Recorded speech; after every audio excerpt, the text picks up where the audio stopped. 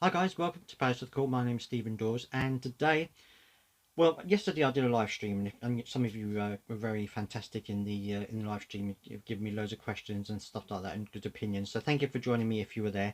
If you haven't, it's on the channel, so you can take a look at that and leave a comment on there as well if you want to. That would be great. In that live stream, we talked briefly about the situation regarding John Textor and about his support of the club and things like that. And literally about 10 minutes after I finished the live stream, I saw this article in the Guardian, and I thought, oh, I should have mentioned it in the live stream. Wish I'd seen it sooner. But it's suggestive that there's a little bit of tension there between Steve Parish and John Textor. So I thought I would go through the article with you, and then you can leave comments to let me know what you think about it as well. So apparently, it all revolves around John Textor's purchase of Lyon, and he apparently has increased his shareholding of Crystal Palace to over 40%, even though things are a little bit frosty between him and Stephen Parish. But anyway, apparently, the Guardian has said that the pair have barely been on speaking terms in the weeks since Textor added the French club to a portfolio that includes stakes in Palace Brazilian side Botafogo and RWD Molenbeek in Belgium. He's believed to have left extremely disappointed by the significant delays he faced in completing the £800 million deal for Lyon after Parish initially refused to allow him to switch his shares in Palace to his holding company Eagle Football Holdings. That was required for the Premier League to approve his takeover, with regulations stipulating that if an owner wants to acquire a significant interest in a foreign club, they are obliged to notify the league through a dual interest notice. Now, John Textor went on to say in an interview, he said, "As of today, we have not yet obtained the consent of Crystal Palace and its shareholders, other than myself, which is a prerequisite for Premier League approval."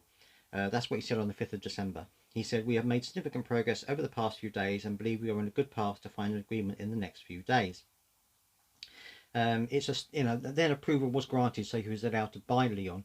But apparently, Steve Parish was a little bit concerned, a little bit uneasy about the whole thing. Textor was obviously a bit upset that it had taken so long, and that was the reason why his purchase of Lyon was delayed so much. And so, because of that, there is apparently some friction between them, and they haven't spoken very much to each other. And it really, I made a video on this a little while ago, and I was very concerned about this situation of him transferring his shares to his business like that, to his company.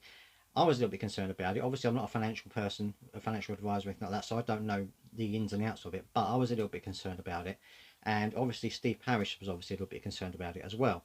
So hopefully, this is something that's going to iron itself out, and that they will be back on speaking terms, and everything will get back to normal. If it doesn't, then who knows what's going to happen in the future. Hopefully, nothing too serious will happen. If John Textor decides to pull out of Palace, then we'll have to get somebody else to come in as to replace him, should we say. But let's hope that this isn't going to be, and I'm not saying that John Textor is a petty person, but let's hope this doesn't affect the transfer funds that could be available, because obviously he's one of those people that will be putting funds into the transfer pot. And let's hope he's not vindictive enough to think that he's not going to be contributing, shall we say, to the transfer fund just because this was delayed. Hopefully, well, hopefully it's not. Hopefully he's a better businessman than that, but we'll have to wait and see. But I'd love to hear your thoughts on this. What do you think about the whole John Textor, Steve Parish saga? Do you think that it was a little bit of a dodgy deal, or do you think that actually it's perfectly fine and Steve Parish shouldn't have been so worried about it? Let me know your thoughts as always down below.